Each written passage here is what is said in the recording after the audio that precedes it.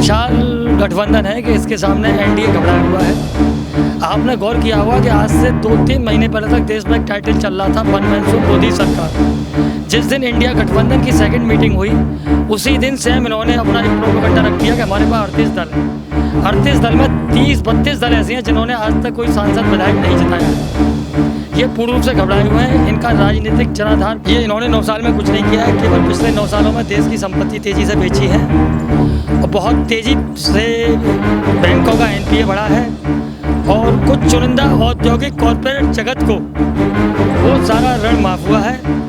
इस समय सबसे बड़ी बात तो ये है कि सबसे बड़ी जो रीढ़ होती है किसी परिवार की, किसी व्यापार की, किसी कॉरपोरेट की या इस देश की, वो हमारी जो अर्थव्यवस्था है वो बहुत।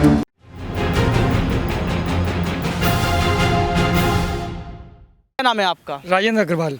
कैसे देखते हैं अग्रवाल जी, आप 24 का चुनाव नज़दीक है, लगता है कि इस बार कांग्रेस पार्टी या फिर गठबंधन जीत पाएगा? देखिए, कांग्रेस पार्टी के साथ जो इंडिया गठबंधन है वो एक बहुत विशालकाय गठबंधन है और उसके साथ मेन बड़ी पार्टियां हैं जिनका अपना एक वोट बैंक है, अपना एक जनाधार है भिन्न भिन्न राज्यों में। और ये इतना विशाल गठबंधन है कि इसके सामने एनडीए घबराया हुआ है। आपने गौर किया होगा कि आज से 2-3 महीने पहले तक देश में एक टाइटल चल रहा था वन मैन शो मोदी सरकार। जिस दिन इंडिया गठबंधन की सेकंड मीटिंग हुई उसी दिन सेम इन्होंने अपना एक प्रोपेगेंडा रख दिया कि हमारे पास 38 दल हैं। 38 दल में 30-32 दल ऐसे हैं जिन्होंने आज तक कोई सांसद विधायक नहीं जिताया है। ये पूर्ण रूप से घबराए हुए हैं। इनका राजनीतिक जनाधार पूर्ण रूप से खत्म हो चुका है।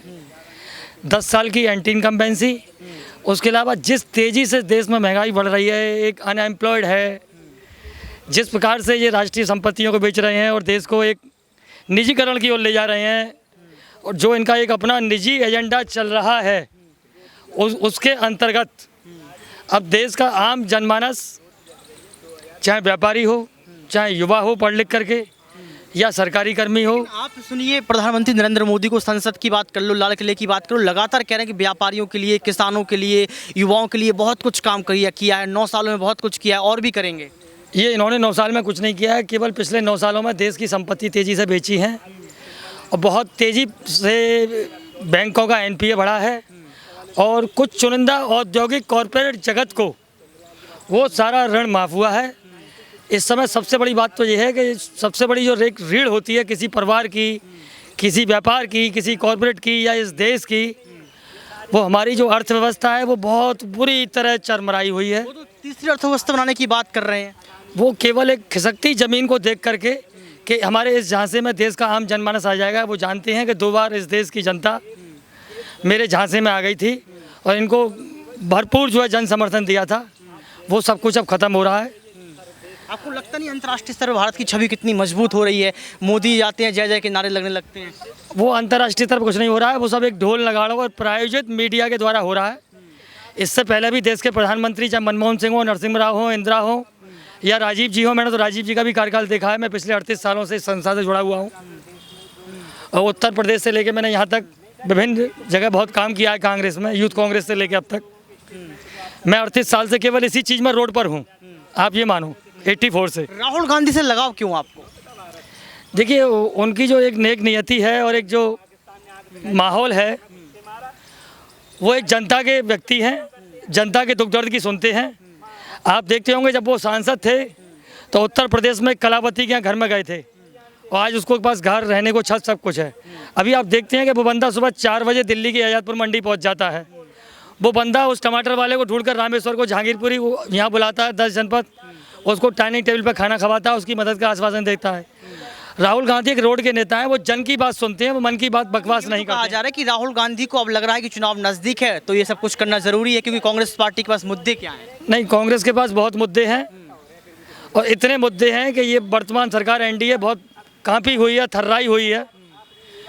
और कहाँ तो एक मोदी सरकार था, फिर उसके बाद एनडीए पे आए और आज ये छोटे छोटे दलों को, लोगों को सहारा। आप ये देख लेना कि अभी ये आप 4 राज्यों का सेमीफाइनल देखिए, उसके बाद ये घबरा जाएंगे और देश में एक तरफा आंधी चलेगी इंडिया की। हो सकता है कि इनका एनडीए 100 से भी नीचे सीटों तक सिमट जाए। अच्छा, इनके पास जो भी कुछ रहेगा, कुछ थोड़ा सा यूपी में मसाला रहेगा और कुछ गुजरात में और थोड़ा थोड़ा और बाकी हर राज्य में कांग्रेस इंडिया गठबंधन हाँ, इंडिया का गठबंधन पक्का। बिल्कुल पक्का। कैसे?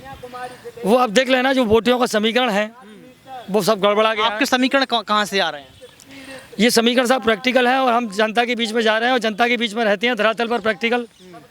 अभी मैं उत्तर प्रदेश, मध्य प्रदेश, राजस्थान, पिछले पौने 2 महीने से मैं वहीं था 3 राज्यों में, और मैं पौने 2 महीनों में ये देख करके आया हूँ। मैं आम आदमी से बात करता हूँ, जैसा कि मथुरा वाले भाई साहब बता रहे थे। अब खत्म हुआ और मोदी को भी जो एहसास हो चुका है कि अब मेरे नाम पर वोट नहीं मिलेगा। हाँ, तो देखिए यहाँ पर जनता की अपनी अपनी राय है और ये बता दिया गया है कि 2024 के चुनाव में मोदी जी को ये ध्यान रखना पड़ेगा कि जनता आपसे दूर हो रही है, क्योंकि मुद्दों की बात की जा रही है। जितने लोगों से यहाँ पर बात की, उन्होंने घोटालों की बात की है, महंगाई की बात की है, रोजगार व्यवस्था की बात की है, 9 सालों में क्या किया वह बताया है, कैसे चुनाव जीतते हैं वह बताया है। किसी ने यहाँ पर मुद्दे से भटकने की बात नहीं की, जहाँ तक मुझे लगा, क्योंकि लगातार ये सवाल मैंने उनसे पूछा कि राहुल गांधी का कैमरा में आना चाहते हैं। पहले राहुल गांधी नहीं दिखी, अब राहुल गांधी दिख रहे हैं। यानी कि बहुत सारी बातें यहाँ पर हम लोगों ने सवालों के माध्यम से जानने का प्रयास किया। जनता की अपनी राय थी। मैंने ये भी पूछा कि आप जो दावा ठोक रहे हैं, समीकरण की बात कर रहे हैं, ये आंकड़े कहाँ से लाते हैं? तो यही कहना है कि जनता सर्वे, यानी कि जनता के बीच हम पहुँचते हैं, धरातल पर हम पहुँचते हैं, तो धरातल की जनता यही बताती है कि राहुल गांधी ने जो काम किया, भारत जोड़ो यात्रा की, उससे ये साबित हो गया कि नेता को धरातल पर ही होना चाहिए, हवा में नहीं।